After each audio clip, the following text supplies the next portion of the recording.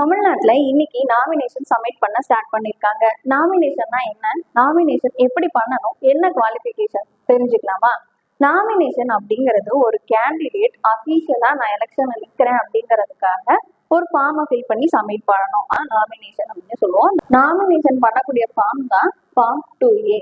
இந்த nomination people representation act 1951 படி பண்றோம். இந்த நாமினேஷனை நம்ம யாருக்கிட்ட சப்மிட் பண்ணணும் அப்படின்னு பார்த்தோம்னா RO அப்படின்னு சொல்லக்கூடிய டர்னிங் ஆஃபீஸர், அப்படி இல்லைன்னா ARO அப்படின்னு சொல்லக்கூடிய அசிஸ்டன்ட் டர்னிங் ஆஃபீஸர் கிட்ட நம்ம சப்மிட் பண்ணணும்.